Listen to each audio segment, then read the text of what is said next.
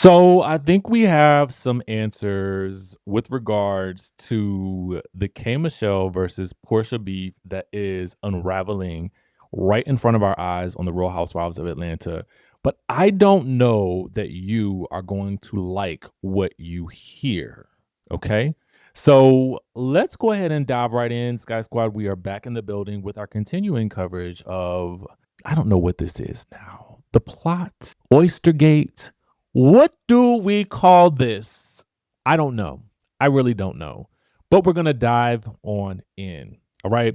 So I actually just finished another video and something said, open up your Instagram and see just, I don't know what it was as I was waiting for the video to process. And then I came upon this and I said, okay, so this, we got to talk about this. We've got to talk about it. K Michelle sat down for an interview with Hot 97. Now, I got to shout out the host. Like, she did an incredible job trying to get down to the bottom of exactly what the issue is with K Michelle and Porsha, the plot of it all, and just everything involved. And it's so confusing to me because I'm someone who does genuinely believe that someone did tell K Michelle what happened or that there was a plot, but I would like to know who so that it can put the pieces into place. But in this clip, she says that she was told about the plot, then sat back and watched people take shots at her. Okay. Now, here's the thing, the shots that are being taken are either so subliminal, so minute, so subtle, or edited out in a way that makes us as an audience kind of clueless as to what's happening.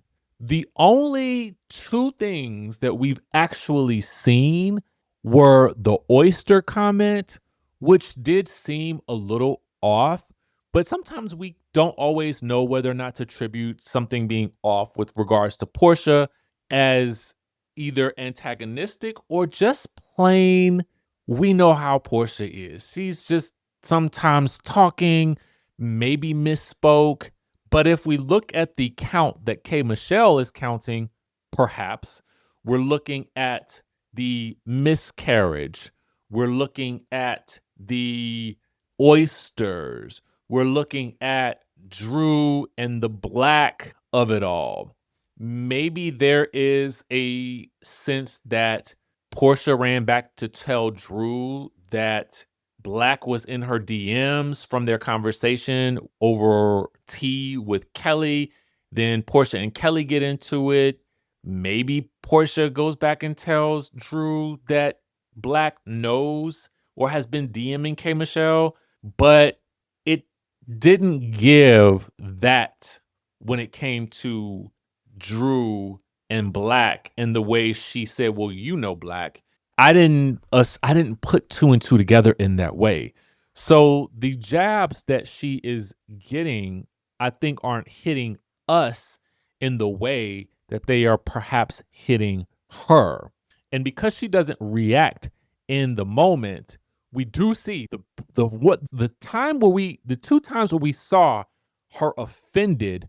The first was the miscarriage comment made by Portia, and then the second, which has been addressed. Portia apologized, moved on. The next is the oyster comment, which we see in the moment K Michelle react. We get Angelo questioning what this is about, why it's being said. We get a face from Drew, but we can't interpret that. So we don't really know as an audience, is all of this a part of the plot? It's hard to say. She goes on to state in this interview that she was told, and the interviewer asked, by who? By who? This makes a big difference, okay? Because Kay's inability to say, which she says she's not going to say, okay? And she says it don't matter who told her. She don't care if it was God that told her.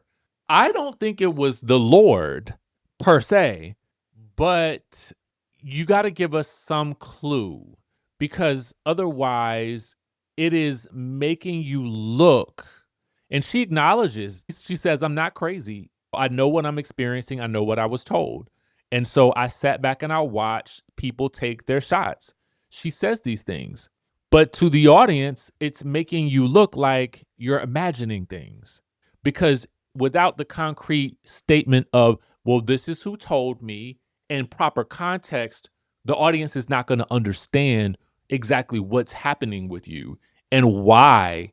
What is their motive? Is their motive to get you to what I think it's to for her, she's told that the motive is to get her to react. And in the scenes, she's crying because she's emotional because she realizes that Housewives is a more cerebral game and she can't slap a hoe. Okay. And I'm just going to put it to you like that. She basically says because she can't reach out and touch somebody, slap them about the face. And to that, I will say this is also where she may lose the audience in terms of her experience because even though you are crying in that moment and that is a response, what the audience really wants is dialogue. And we want to hear you narrate this journey clearly because otherwise it's a missing element to a story that we cannot understand. And just story wise, it just takes something away. And we kind of like, well, if I don't know what you're reacting to, and if you're not going to tell us who said it, then we don't know the context. So now we don't have motive. And for K. Michelle, she's like, well, just look at the person that I'm talking about. Look at her history. She basically goes on to say that Porsha is known for lying season after season. So it's then very interesting because the host is really trying to connect the dots for us, for the show, for K. Michelle. And she's asked, well, where are you guys now? Like, where do you stand now? And K. Michelle says, F her, F her, right? Because she says that Porsha feels like she runs that show.